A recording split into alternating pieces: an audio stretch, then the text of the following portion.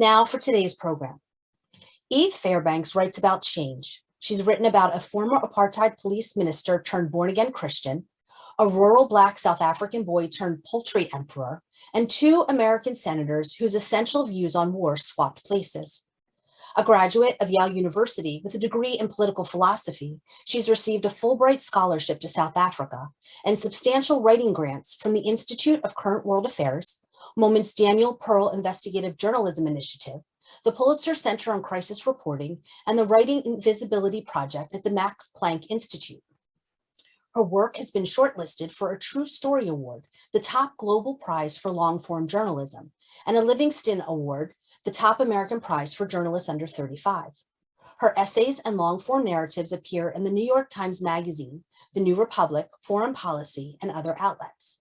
Eve's first book, The Inheritors, about post-apartheid South Africa, was just released last week. Stephen Friedman is a political scientist who specializes in the study of democracy and is research professor in the Faculty of Humanities at the University of Johannesburg in South Africa. He researched and wrote on the transition to democracy and on the relationship between democracy, inequality, and economic growth. Stephen has stressed the role of citizen voice in strengthening democracy and promoting equality. He is the author of Building Tomorrow Today, a study of the trade union movement and its implications for democracy, and the editor of The Long Journey and the Small Miracle with Doreen Atkinson, which presented research on the South African transition. His study of South African racial thought, Race, Class, and Power, Harold Wolpe and the Radical Critique of Apartheid, was published in 2015.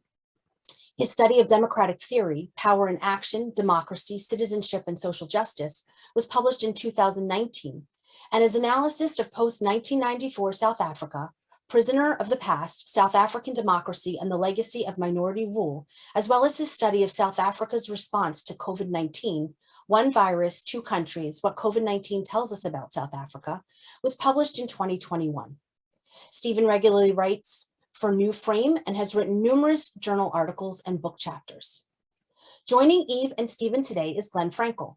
Glenn worked for many years at the Washington Post, serving as bureau chief in London, South Africa, and Jerusalem, where he won a Pulitzer Prize for international reporting.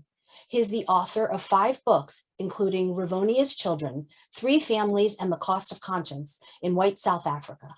His most recent book is Shooting Midnight Cowboy, Art, Sex, Loneliness, Liberation, and the Making of a Dark Classic. Please welcome Eve Fairbanks, Stephen Friedman, and Glenn Frankel. I want to say Eve's book has just come out, The Inheritors, but I've seen an advanced copy, and it's a wonderfully reported, beautifully written account of modern South Africa, told largely through the eyes and experiences of 3 South Africans. But it moves on very much from a sort of personal intimacy about these 3 different figures to national crises and politics. And it depicts the soaring aspirations and the disappointments and the anxieties of a country that's seeking to emerge from centuries of racial oppression to become a modern and more equitable democracy. And Eve, I want to start with the obvious question, I guess. When you arrived in South Africa in 2009 as a young American journalist, this was 19 years after Nelson Mandela was freed from prison, 15 years after the first free election and the advent of Black majority rule in South Africa. What exactly were you expecting, and how surprised were you about what you saw in the new South Africa?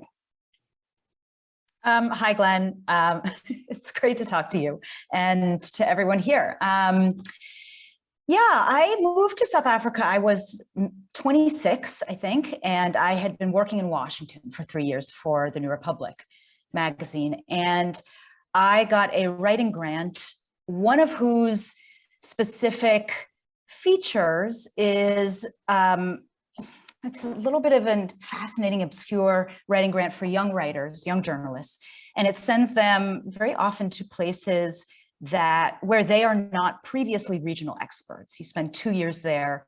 In fact, you are effectively banned for the first year from publishing at all, which coming from having written some for the Washington Post and doing like a biweekly column for the New Republic was kind of a shock in the way one thinks about how one gathers information. But I think the idea is They want you to learn at least one local language. They want you to immerse yourself. They want you to travel around and really understand something about a society before you write about it. And so I was in 1994, which was when South Africa had its first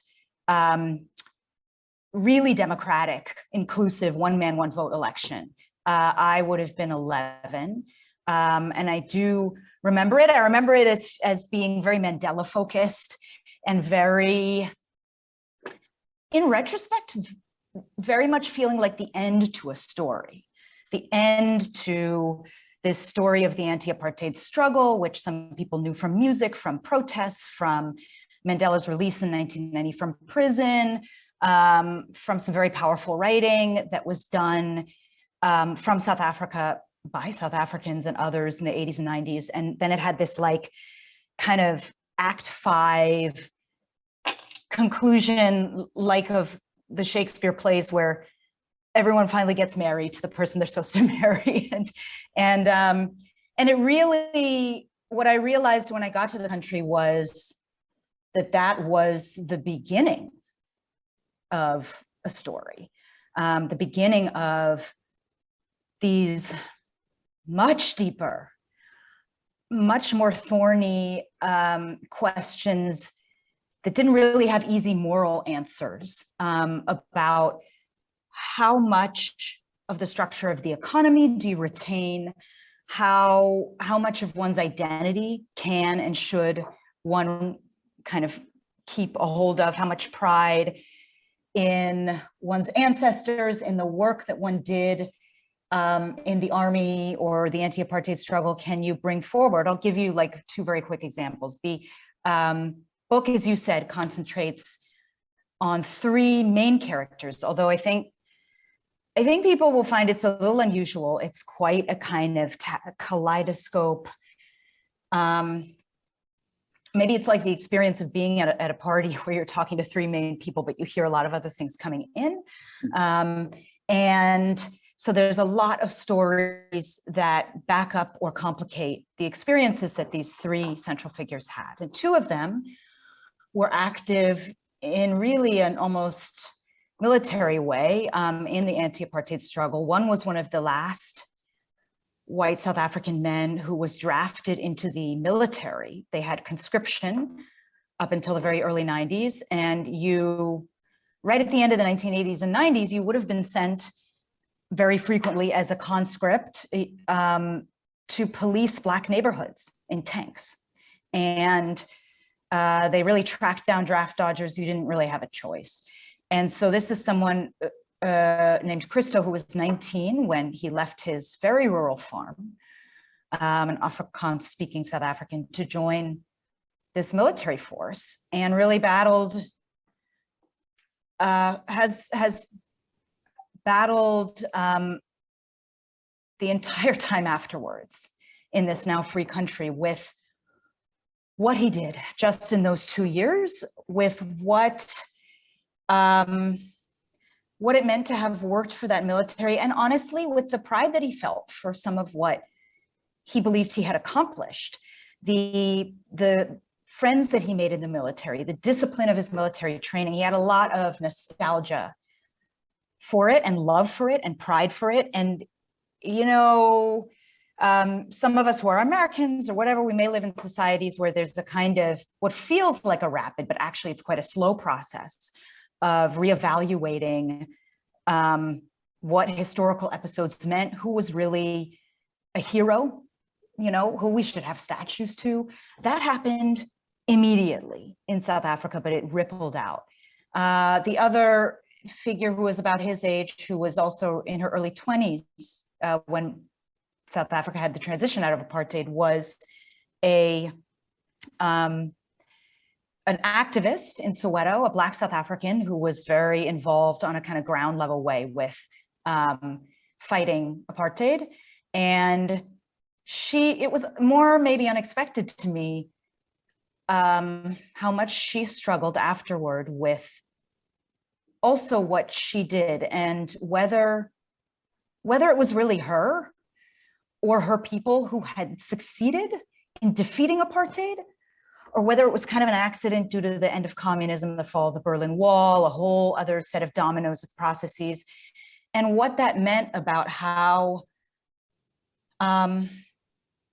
capable she felt, how worthy she felt internally to take advantage of all this sort of array of supposedly new opportunities that was going to be coming to her, which didn't. And I'm making it kind of sound like a book about people kind of wrestling with their memories, a book about memory. But the thing that I really came to realize over a decade of working with these people, of being with their families, getting to know them, is that those types of that internal wrestling with what you can be proud of, what you did or didn't do in certain kind of highly moral struggles in the recent past, really affects how people behave now, and the identities that they espouse and what they even want for the future in their countries.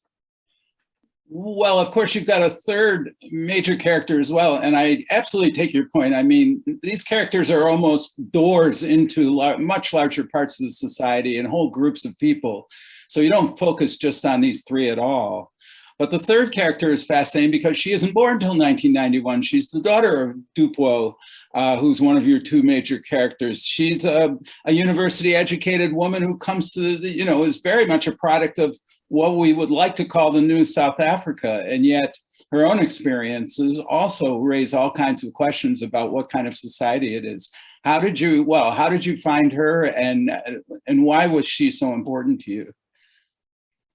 Yeah, so initially when a few years into living in South Africa, I couldn't stop telling people, even just as a person, not as a writer, but people I knew, about some of the paradoxes of what really happens in a society like that after you end this segregationist regime, but move immediately to one where the responsibility effectively is on the formerly oppressed to actually clean it up in a lot of ways. I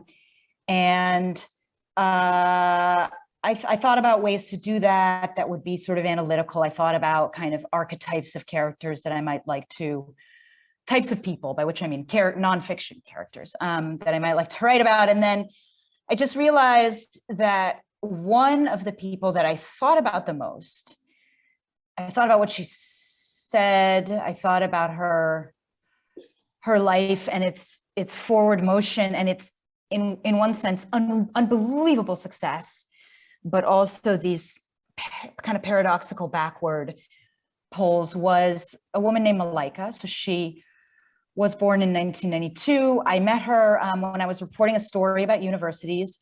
And she is what South Africans sometimes call, there's a phrase that was coined, the born freeze. And you could have been born just before the end of apartheid, but it basically means you supposedly don't have any memories of the past. And so much hope was put on this generation, Black and white and Asian and et cetera, that they would be effectively untainted, honestly, that they would have equal opportunities, that they wouldn't have various prejudices. I remember reading written in the early 2000s, saying, okay, we have all these problems as a country, but at least we'll have the born freeze. And when they come of age, that's going to be the real new beginning. And so she is a member of that generation. And I just became really transfixed by the way she thought about and grappled with the sort of belated realization that she was still living in an architecture, a psychological infrastructure, an economic infrastructure, a political infrastructure. This is something Stephen can speak to, but that was still so in place from the past. I'll give you just one example. She,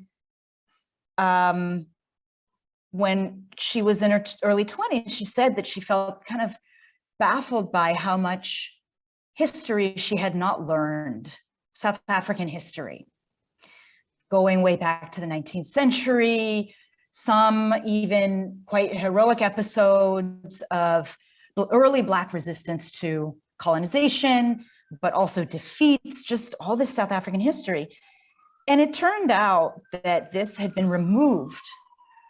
Elements of South African history had been removed on purpose from the South African curriculum, out of the feeling that young people would be burdened to have to know it, or that they would almost slip back into like these sort of old, never-ending arguments about, you know, who really would have won this battle if Black South Africans had guns, whatever, that type of thing. And she just said this was such a I understand adults wish to almost like make us free of all that. And yet it turned out to be a huge mistake, because we have all of these small and large experiences all around us of not being able to afford types of things that our white peers can afford, of not being able to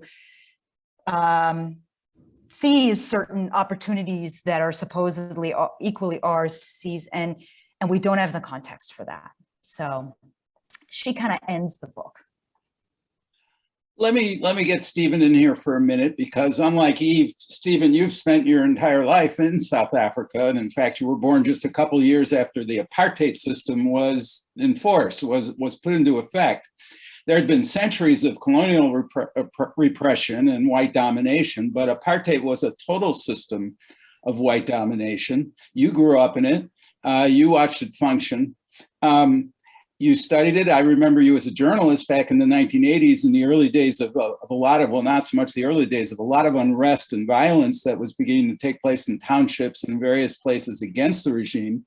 But this is a 15% to 17% white minority repressing an 83 to 85% Black majority for years and years. What were you expecting, and what surprised you after the new South Africa was born in '94? Well, it's going to sound a bit strange given that, you know, some of the points Eve's been making, and I haven't read Eve's book yet, but I have seen some of the things she's written on it. And, you know, I do think that it resonates. I do think that it captures a great deal of the reality. So I can strongly recommend it without having read all of it, judging from that. But it may sound strange given that, but my expectations of post-apartheid South Africa were a great deal lower than what we've landed up with. Because, you know, if you come out of the kind of background that we came out of, and as you say, I mean, you know, for reasons I understand, a lot of South Africans, particularly younger South Africans, take for granted certain things which, you know, were unheard of when, you know, I was cutting my political teeth. I mean, when I was a student in the 1970s, you know, we used to have these, I was in the National Union of Students, which was reasonably non-racial, but we used to have these tremendous arguments about whether it was okay to go out for coffee. And why wouldn't it be okay to go out for coffee? Because there was nowhere where the white students and the Black students could have coffee together. It was totally segregated. There was no such thing as a, I mean, that came, they made concessions a bit later. So it was that level of control, that level of oppression, let's be honest. You know, it was only in 1985 that they scrapped the pass laws, and the pass laws were these controls which said that a Black person couldn't, most Black people were not allowed to be in the cities. And if you were in the cities, you could be stopped at any time by a police officer who could lock you up if you'd forgotten this book in your bedroom. So the expectation, I think, very much for those of us who wanted the country to change was that it would change, that a change away from this sort of racial domination was essential. But we didn't have huge expectations of what would come in its place because, you know, by definition, things change because what existed in the past is collapsing. And you're then supposed to build this new society on what's collapsing. There was a joke, incidentally, which was told by I don't know where he picked it up, by a German colleague of mine who got quite involved in studying the transition. And it's the joke is that sometime during the negotiation process in the 1990s, I guess most people on the call know that, you know, we had this process in which we managed to negotiate our way out of formal apartheid. And what is happening is that some of the old order officials are briefing the new, you know, the ANC people who've returned from exile and underground on the state of the country's finances and the education system, etc. And the ANC people say, if we'd known it was this bad, we wouldn't have come back from exile. And the old order people say to them, if it wasn't this bad, we wouldn't have let you come back from exile. So I think that captures the sort of sense of it. So what has happened since 1994, which has pleasantly surprised me, certainly, is, you know, here we are 27 years on, you know, we have a functioning democracy in which, as we speak now, the governing party, who's been governing as very often post-liberation governments do for a long period, is probably going to lose its majority at the next election, in which there is no doubt at all, certainly from what we've seen, that if it loses its majority, it will quietly go into opposition and try to win the next election. Formally, at any rate, and among those of us who are in the middle class and upwards, I mean, not only do we have freedom of speech, but we have this bizarre situation, which is very difficult, I think, for non-South Africans to understand, where, you know, if you are a middle-class person in this country, the pressure not to say anything good about the government is virtually irresistible. You know, not because anybody's going to do anything to you, but you certainly won't be invited to people's homes if you say anything nice about the government. So, you know, there are all those sorts of changes. There is a rising and growing black middle class who've taken advantage of opportunities in the professions and have acquired educational qualifications which weren't available to them before. So all of that is a pleasant surprise, but that doesn't alter. I mean, the disappointment that Eve picks up in people she interviews is real, and it's real because despite all those very real changes, I think what has also surprised us, which we didn't expect, or I certainly didn't, is the extent to which so many of the patterns of the old order have been carried into the new.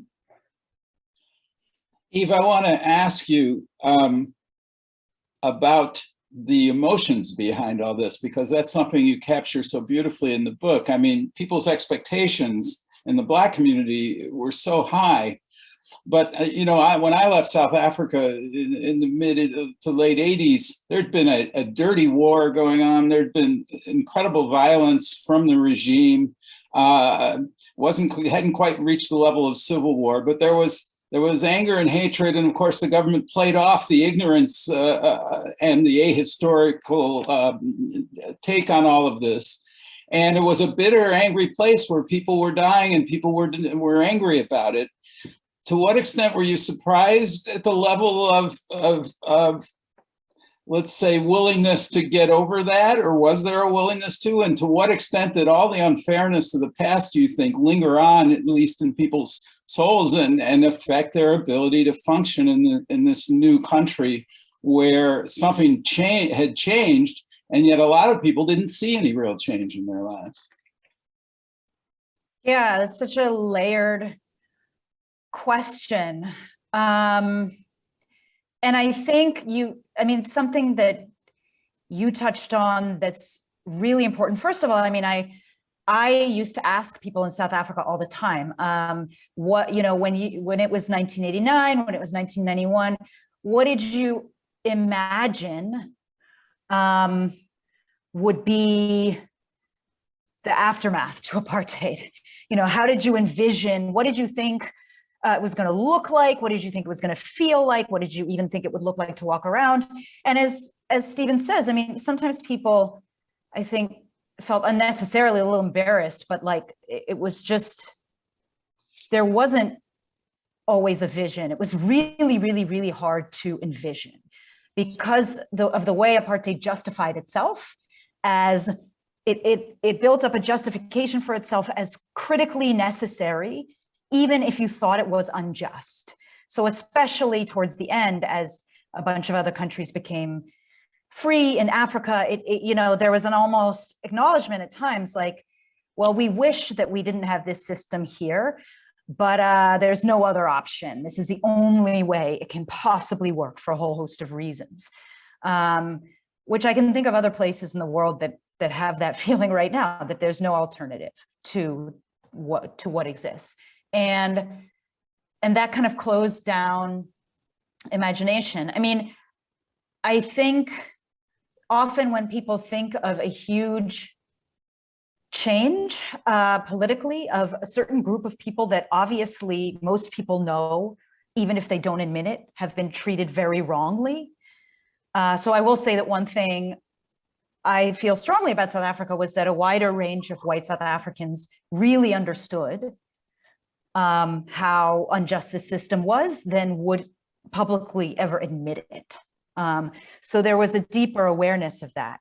But the assumption is that the level of anger and kind of wish to change a system and bitterness and resentment that people feel under an unjust system will be the same, that those emotions will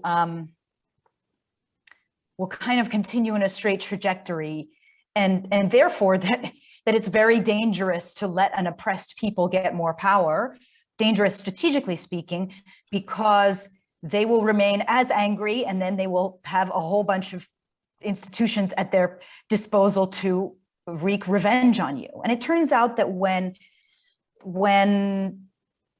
there's as big a change as occurred in South Africa, politically speaking, and there's also a change in how people feel and a change in people's emotions. I mean, one thing I thought about what Stephen said is, I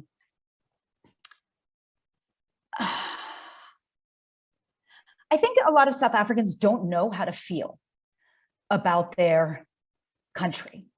That's my sense. And that there's multiple kind of truths at the same time. On the one, they may be upper middle class and aware that they have types of opportunities, even white South Africans. There were a lot of foreign sanctions on the country in the 80s. So there are opportunities that white South Africans have that they never had under apartheid. There's ways that they're less isolated that they never were. People are aware of that, but they're also aware of these enduring, incredible inequities. They are aware of the core injustices of the apartheid economy, but they also, frankly, would love to be at the top of it, to be on the board. I talked to somebody who was on the board of a mining, who grew up very poor in a homeland of Black South African, and he ended up on the board of a huge mine. And he said, sure, intellectually, I'm aware this is not great, but one component of humiliation is envy. We were very humiliated under apartheid as rural Black people, and we very much envied our humiliators. And, when I got the option to go back and teach at a smaller university in my rural Black area, or join the board of this mine, the route that I would go felt obvious. I wanted to be kind of one of them. So yeah, that's what I would say. Getting more political for a minute, Nelson Mandela, the father of the new nation, was a great international figure. honored around the world as a figure of hope and racial reconciliation. Desmond Tutu sort of served as his right-hand man in terms of spreading the gospel about South Africa and the Rainbow Nation. How were these folks regarded at home? Did they have the same kind of, did they get the same kind of reverence, do you think, in South Africa as time went on, as they enjoyed overseas? I'm going to give this to Stephen. I mean, because Stephen, a lot of different pieces that you've written have been a huge help and an influence to me. Stephen is an incredibly lucid writer about South Africa and kind of manages to hold these multiple realities at once. I would say that there's disappointment in, there's a conversation about Mandela that maybe happened, it's still happening, but maybe 5 years ago, about around when he died, about, whether he, that seemed to be happening within South Africa, about whether he had whether he had worked too hard to manage white expectations. And it was a type of a conversation that could be had in retrospect, because at that time it felt very important to forestall capital flight. And, and I also felt it was healthy to maybe bring some of these kind of glittering heroes down a peg a little bit. I had someone who was very young remarked to me that a lot of young Black South Africans, their heroes are dead people. So Stephen Biko, who was killed by the apartheid government in 1978, I believe, some other kind of martyred activists. And she felt that it reflected a feeling that almost everyone alive who had gone into government or leadership had been tainted by the very nature of having to steward and interact with this government that in some cases perpetuates a lot of inequalities. I don't know, Stephen, what do you think? I mean, how do people feel now about these old apartheid kind of heroes? Yeah, thanks, Eve. Look, first of all, I don't think we should, I mean, the Archbishop and Mandela are in different categories, and they're for the very obvious reason that the Archbishop really was, as he promised us before 1994, he really wasn't a politician. He didn't want to hold political office. He never did hold political office, never tried to hold political office. And that means that in a sense, he's not tarnished in the way in which a politician would inevitably be tarnished. So I think that reactions, I think that, when the Archbishop passed away fairly recently, there was pretty much, I think the mourning was pretty much universal within the country, a couple of dissenting voices. Mandela is far more complicated because he served as first of all, not only that he served as president for 5 years, but that he's associated with the negotiated settlement. And a lot of people are very unhappy with the negotiated settlement. So on the one hand, among politicized Black students, young Black activists, etc., you can literally, and I know this has happened, you can be thrown out of meetings for saying anything good about Mandela. You have to apologize for it, etc. So it's now an article of faith that he presided over this transition, which sold out Black South Africa, and that he's responsible for that. But you must also qualify that by the fact that young politically activated people are, in any society, quite a small percentage of the population. And whenever there are these attacks on Mandela, I think that there is I think there's still fairly widespread support for him and affection for him, etc. Part of that has to do with the fact, and I don't know if Eve's picked this up, but it's one of the things that interests me about the way in which people react to the ANC at the moment. And of course, the ANC is losing support rapidly at the moment, and as I say, probably won't get a majority in the next election, is that people have created, ironically, people have created a bit of a mythology about the Mandela generation of leaders. The mythology applies obviously far more to Oliver Tambo, who was the president of the ANC when in 1990, when the whole process started, and Walter Sisulu, who was in prison at the time and was released. And those leaders are still revered. But you must remember that, you know, by the time the transition happened, Tambo was a very ill man who passed away very soon afterwards. And Sisulu never held government office. So, you know, in any political transition of this sort, you know, if you didn't actually hold office, you're likely to be remembered with a lot of affection. And you know, I often say to people, you know, which I find quite, you know, people say, well, you know, the previous generation didn't behave this way. And you know, I say, well, they didn't have the temptations. You know, they didn't have the option of behaving this way. So I think, I mean, to sum up, I think there is a lot of, among politicized young people, black people, there's a lot of hostility to Mandela. But I think the majority is still remembers him with a great deal of warmth and affection. So listen, this is a moment Zoominar, so I think we have to get around to, and it's about time to get around to the subject of Jews in South Africa. We in America have heard of a handful of famous activist South African Jews over the years, liberals and radicals, people like Nadine Gordimer and Helen Sussman, and to a lesser extent, people have heard of Joe Slovo and some of the other people who were instrumental in the struggle against apartheid, and who Mandela, among others, gave a lot of credit to, and who created this sense of that South Africa needed and deserved to be a multiracial society after the end of apartheid, in part because some whites had fought on the side of the anti-apartheid movement. And a lot of those whites happened to be Jews. But my question is, did those folks have much support in the Jewish community at large?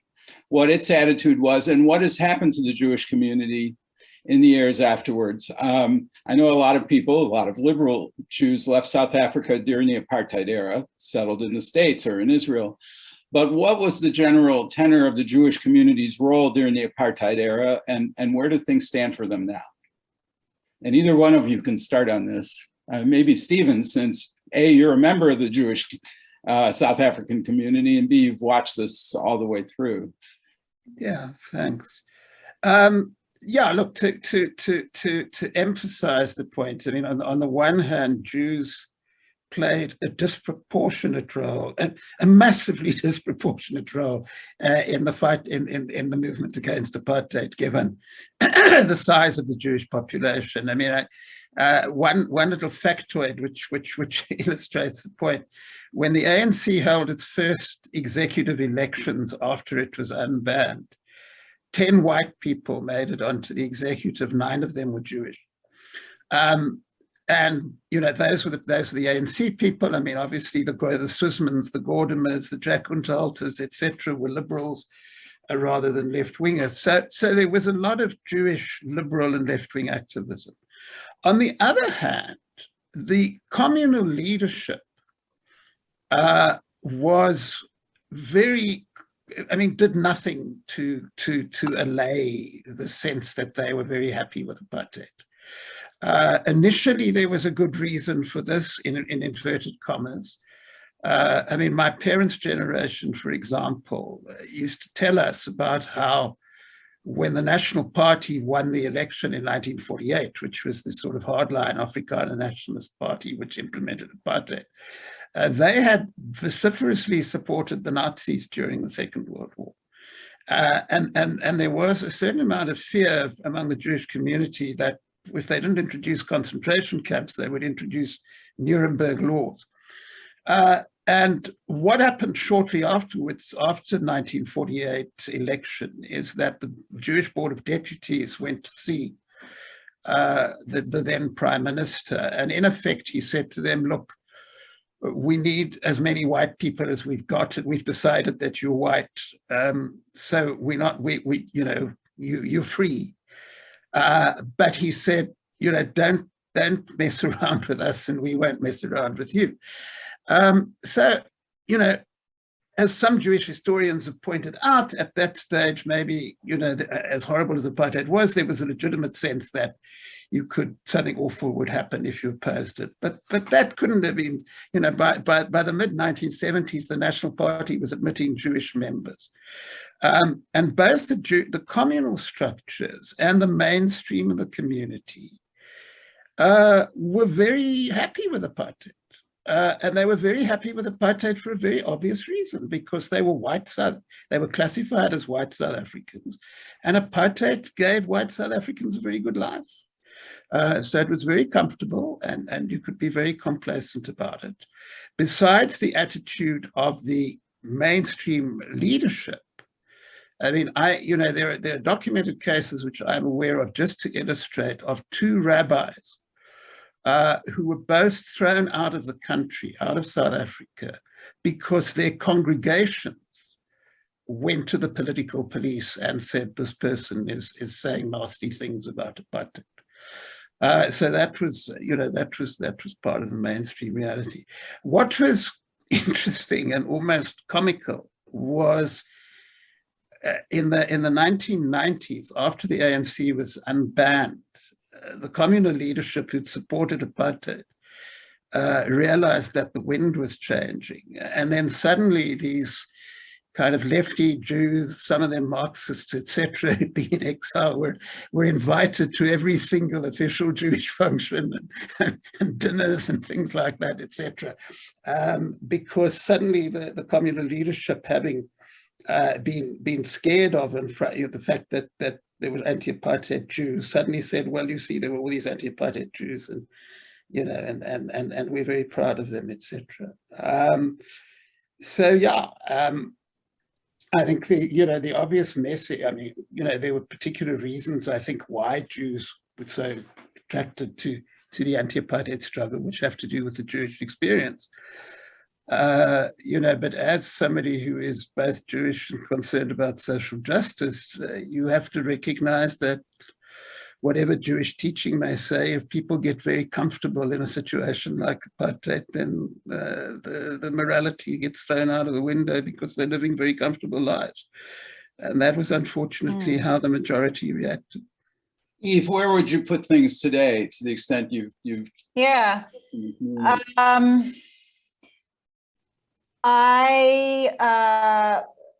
I mean, I'll say something maybe I shouldn't. I sometimes hear from Jewish expats or emigres who've left South Africa, who can have a very extremely negative view of the country. I think that has to be sometimes taken with a grain of salt, because there's a very, very big incentive. Just emigrating is very, very hard, and there's an incentive to make it worth your while by reminding yourself of the crappiness of the place you left. I also feel like Jews in South Africa, of course, there's still a big community there. I would say, I don't know if Stephen would agree with this, but in my understanding, my perception, and I am Jewish, they are tend to be more politically conservative now than maybe they would have been, or more withdrawn from politics. So I spent a lot of time with a group of Jewish South Africans who actually had really lost their connection to synagogue, lost their connection to religion for reasons that Stephen pointed out. They were not big names, not not on the ANC National Committee, but they were anti-apartheid, they were lefty, they were progressive, and they were very ostracized by the shuls that they had grown up in the 80s. They felt very, very shunned by parts of the Jewish community, but they had very sort of lefty politics. I'm just going to read one page, and then I think we can go to questions if there are some. But from the book itself, where I'm actually describing a Jewish woman from this community that still considers itself very ethnically Jewish, very, but really lost religion due to that apartheid experience. So a formerly anti-apartheid friend in her 50s told me that in retrospect, it felt like so much of what had constituted white protest under apartheid was a dodge. After the Truth and Reconciliation Commission publicized exactly what Black South Africans had battled under apartheid, she felt embarrassed to recall what she and her friends had considered resistance, things like having a warm exchange with a Black maid. That friend's sense of embarrassment made her shy away from politics and public life, as did the slow dawning recognition of just how much more Black people knew about their now shared universe. Put simply, in post-apartheid South Africa, she felt stupid all the time. She once thought of herself as daring, albeit in miniature. Now she didn't know whether it was nice or insulting to ask her housekeeper to teach her daughter some isiZulu. She felt constantly disoriented, like a child who moves to school in a new country and faces a choice between raising his hand every minute to ask for translation, bothering everyone, or retreating to the back of the class, going silent, and learning nothing. It was hard not to feel as though realities that Black people were allowed to point out, plain facts like that inequality had not decreased, couldn't be noticed by white people. And then, like cattle slowly wending their way back to a pen after dusk, after apartheid, white South Africans started to converge with each other in their taste, their politics, and their beliefs. Those who had lived in illegally integrated communes in the 80s traded their already junked cars for SUVs and retreated behind electric wire-topped walls. Others moved into gated compounds, places they might have felt were wrong under apartheid. So I'm using this as an example, but I was talking, describing the experience of a kind of lower level lefty Jewish South African. So it's easy to feel like Jews aren't as prominent in South Africa. And I try to go into suggest some reasons why in that section in the book. But, you know, aside from a few people, in my view, like Stephen, people are less willing to stick their necks out politically now than they were. And there's a whole complex of reasons for that, I think. Well, I want to turn this over to Suzanne Borden to take questions from folks who have been listening, but I just want to add for a second. I mean, what you just read, the intimacy of it and the ability to get under the surface of things and to really deal with someone's emotions and their engagement and about their children and all that. That's exactly, from my point of view, the really great value of the book. It really, yes, it gives us the politics and it gives us a bit of history and all kinds of things that are very important and that we need to catch up on.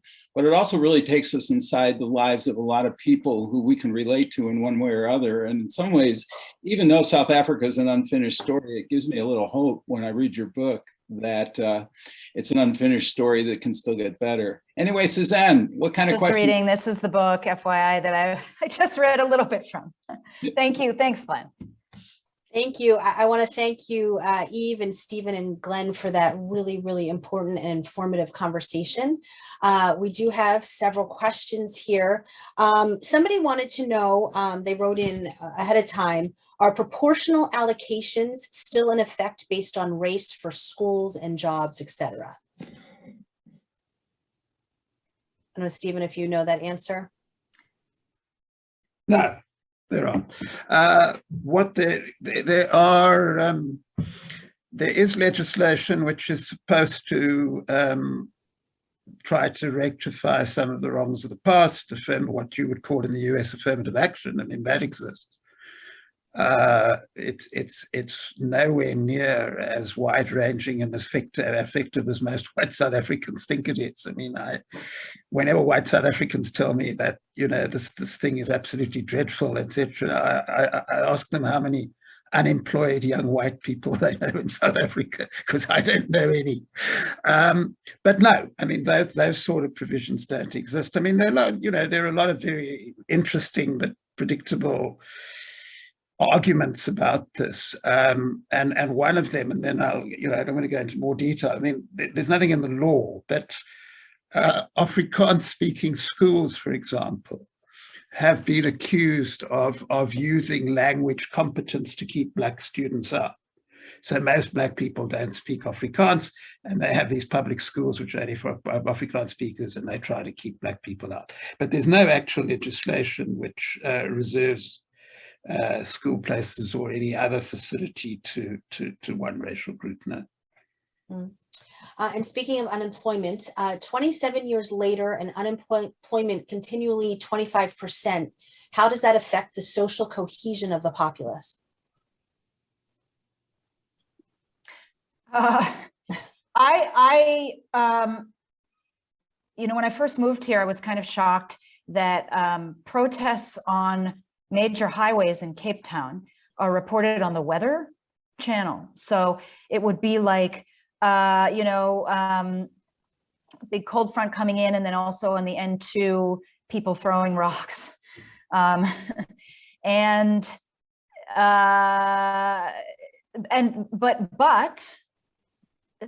I also was very stunned, honestly, that I would expect much more, given the unemployment rate, which is anywhere between a third to nearly a half of South Africans who could work.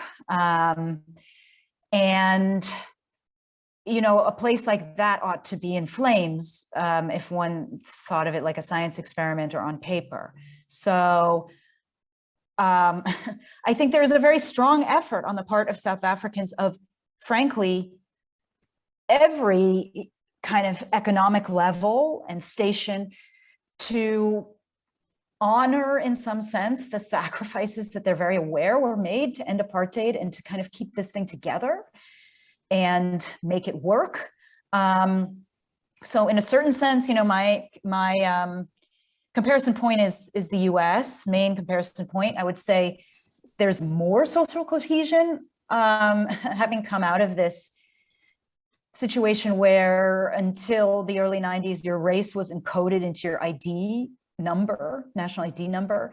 So it's very, very separated. And in a sense, there's more of a sense of wanting to be kind of gentle with each other and make this thing hold together. At the same time, you know, you can go, there are Black South Africans who will never interact with wealthier or white South Africans for months on end. And likewise, you can live in parts of South Africa and really virtually have no interaction with any Black person except for a household help. So I almost think, like, sometimes, you know, Stephen pointed out this kind of gloomy feeling about South Africa. And sometimes I feel like one of the reasons that nobody says anything good about the government is that people want to be held together by a common enemy, which is the ANC now, the government, and they want to be joined in feeling. They want to feel similarly. At least maybe middle class and more upper class people want to feel like they have an emotional unity with very disempowered lower class people. So they feel terrible about the country and about its prospects. And you can get a kind of discordance with reality there. But I almost think, you know, at times pessimism, and I see this in other societies, pessimism can be a kind of group effort to not turn against each other, not come apart, to have a kind of emotional unity. And let's all feel really bad. The question keeps coming up about the comparison of apartheid in South Africa and currently the situation in Israel, and the South African government calling on Israel. Do you have any thoughts on that?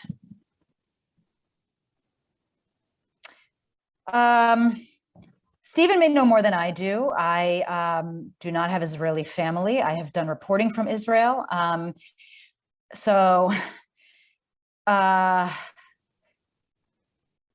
Israeli society can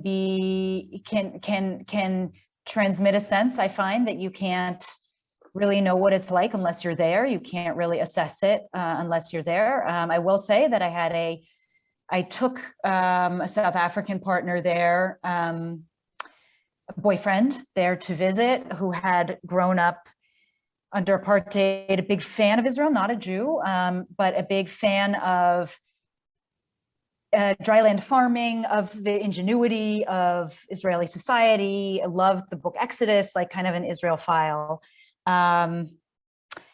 and he was quite shocked by how some aspects did remind him of his upbringing. I also feel that I would love to know what Israelis think of the book that I wrote, because I think that the discussion of Israel can operate on a presumption that everyone's feelings are going to stay the same, even if there were to be a big change in the status of the West Bank, in the politics, and that just doesn't happen.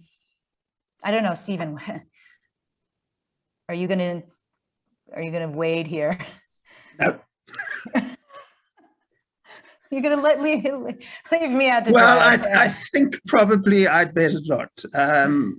One of the things that I'm sort of estranged from the South African Jewish community because of my position on Palestine, so I'm probably not the right person to comment. It is. I mean, so my mother kept saying to me, like, she sends me these articles like that. I don't know, somebody did some ranking tablet, somebody that places South Africa as the world's second most anti-Semitic country. Yeah, which you just don't feel Okay. here. I mean, look, that I'm quite happy. That I'm quite happy to talk about. I mean, whatever your views, I'll say this: whatever your views on Palestine, hopefully it's not a universal point, but anti-Semitism and support for the Palestinian cause are not the same thing. And just to give you an idea about rampant anti-Semitism in South Africa, many years ago, in another incarnation, etc., I actually landed up serving on the Jewish Board of Deputies for a couple of years, because I was at that stage married into the Jewish aristocracy. And there is a section in each Board of Deputies meeting in which the anti-Semitism, there's a committee that monitors anti-Semitism, has to report on anti-Semitic incidents. And during the time I was there, most of the time, there was this embarrassed little man who was head of the anti-Semitism committee, and he'd sort of cough, etc., and say, "I'm terribly sorry, I've looked all month and I can't find any anti-Semitic incidents. If I come up with one,"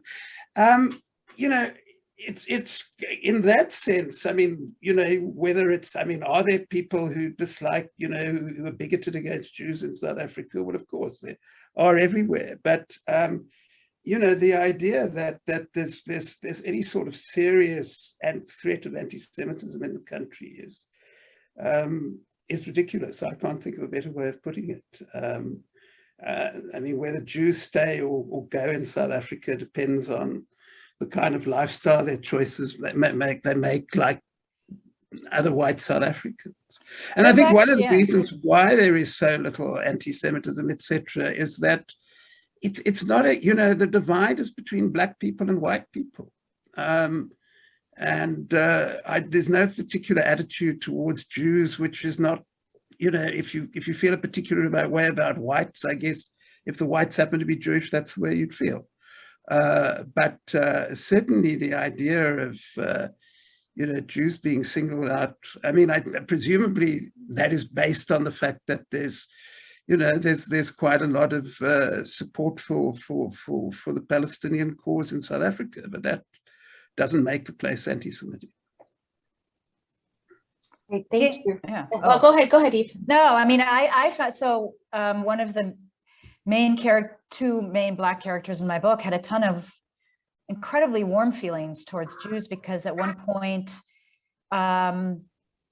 in the early 1990s, I believe, and then in even the late 1990s, a Jewish family took her in, a kind of more lefty Jewish family. So on a personal level, she had really huge warmth. And I find it a very warm place to be as a Jew. It does have to be remembered, and people do remember, that Israel, for a whole host of reasons at the time, gave very substantial military assistance to apartheid South Africa, and people haven't forgotten that. So, but on a personal level, I found people were often quite excited to find out that I was a I was Jewish. Sorry, on that scale, on that theme, I just share an anecdote, which is a true story. Mandela lived in Houghton for quite a while, and there are quite a few Jewish people who live in Houghton.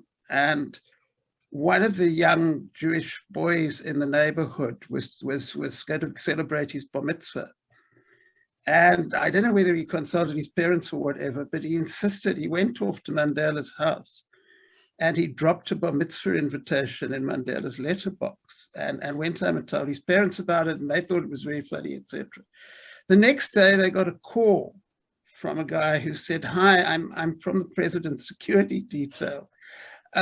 Can you give me the details of the venue of the bar mitzvah so that when the president comes, we can look after him?" And he did. And he came to the bar mitzvah and he shook hands with everybody and had a cup of coffee or something with his security detail and then melted off into the night. So I thought that was...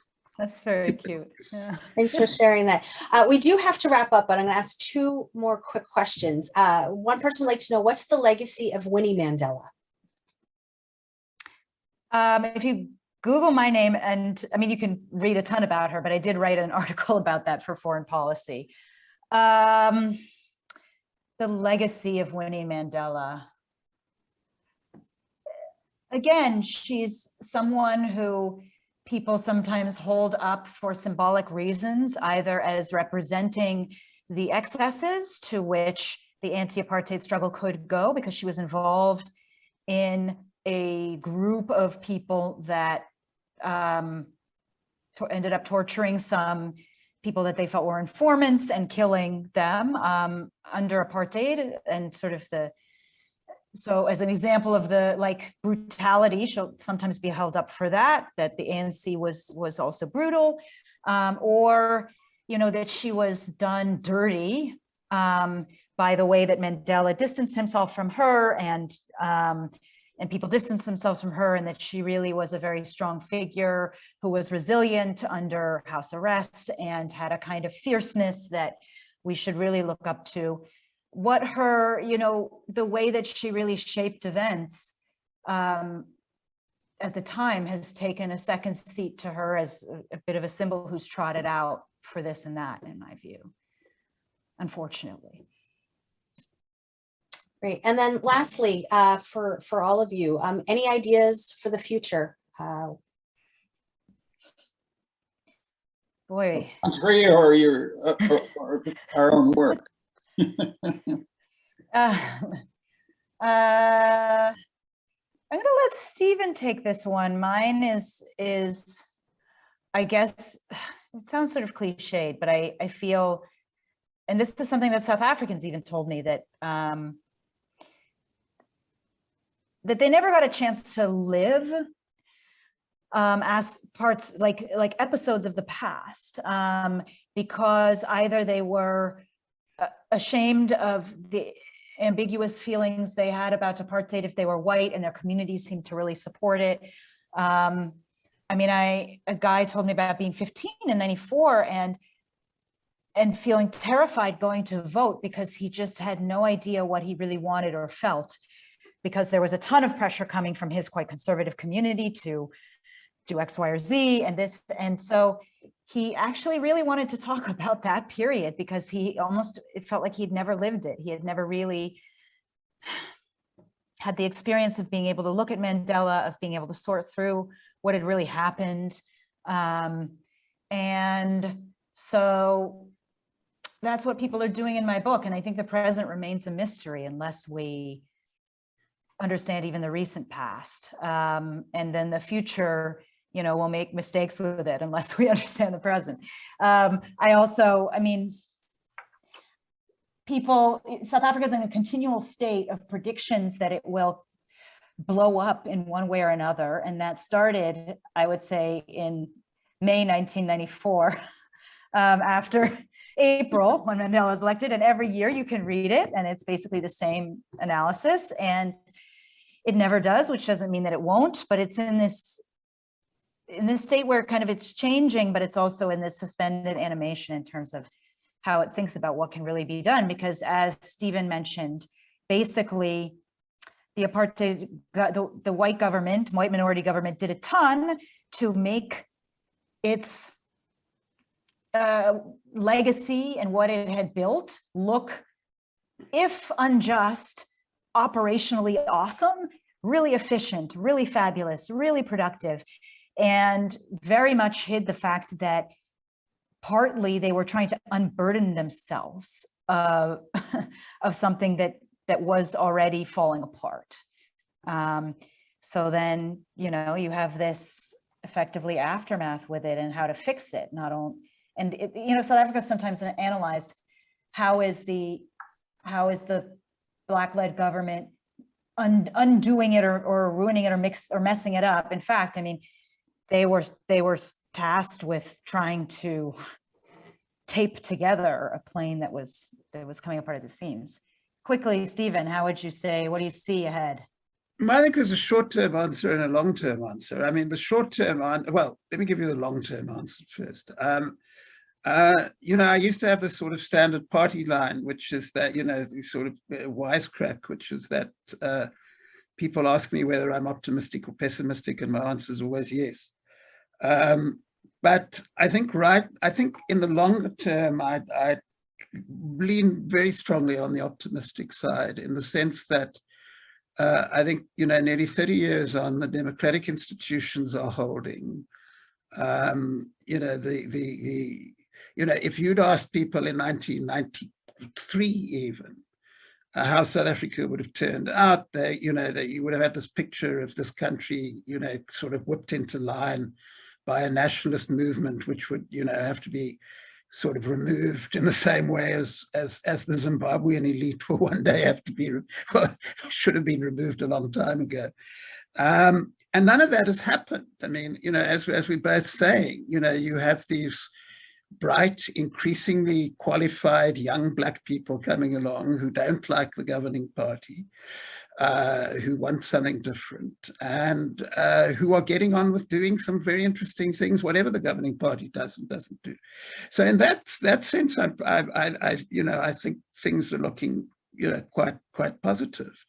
In the short term, I'm a little bit less so, because I think, you know, what the point I made earlier on is that despite the positives I mentioned, I mean, the big problem at the moment is that, you know, we're really stuck in a lot, you know, we haven't changed to the extent that everybody thought we would change in 1994.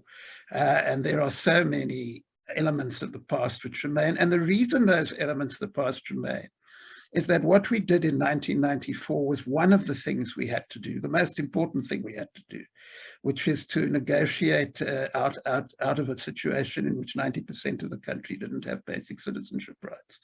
But we didn't negotiate how to build an economy which was open to young people from the townships with energy and initiative. We didn't negotiate how to make sure that our professions are accessible to bright young Black people. And we need to negotiate all of that. You know, so there has to be what I call a sense of crisis, and a sense of crisis doesn't mean that people hold their heads and say, oh, the thing's going down the drain. It means that people, you know, crisis comes from a Greek word which means turning point. It means people have to say, we need to do something different. And I'm less optimistic about that happening in the short term. I don't think, that the current administration is going to do it. The president continually says he's going to do it, but he never does it. I think that the ANC will be replaced by a quite fragile, wobbly coalition, which you know, is going to be some holding action. There's going to be a holding action until something else emerges. So in the short term, we'll probably continue to muddle through in a very inelegant way. But you know, I think that there, despite the being locked in the past in this way, I think there are a lot of potential positives, which mean that, you know, 20, 30 years from now, the place may look a lot better than it does now. Great. Well, and on that note, Glenn, I don't know if you had anything else you wanted to add. The only thing I'd say is when I read Eve's book, you know, I get a sense of the sadness and the anxieties and all the issues, yet the people I'm reading about are such wonderful people who've been affected in so many ways. And who kind of have a lot of things in common. And it's hard to come away without, I don't want to sound too optimistic, but Eve's book leaves me with a sense that these people will do their best to do better for themselves and their children. And it's, and that's my, that's what I came away from. And I think those people, and I remember the people I know in South Africa and love dearly, and I think they all kind of want the same thing. And so we'll see. Great. Well, again, thank you all, Eve, Stephen, and Glenn, for that really informative conversation. Just as a reminder, Eve's book is The Inheritors, an intimate portrait of South Africa's racial reckoning. Stephen's book is Prisoners of the Past, South African Democracy and the Legacy of Minority Rule. And Glenn's book is Rivonia's Children, Three Families and the Cost of Conscience in White South Africa. I've put all three links in the chat. I will be sending out a follow-up email later this week that will also include the links to this recording as well as links to the book. I know, Eve, a few people had asked for that article that you wrote about Winnie Mandela. If you want to send that to me, I'll include that in the follow-up email as well. And again, I want to remind everybody to register at momentmag.com for next week's Zoominar on an important topic of foster care and adoption. Again, thank you, everyone, and we'll see you next time. Bye-bye.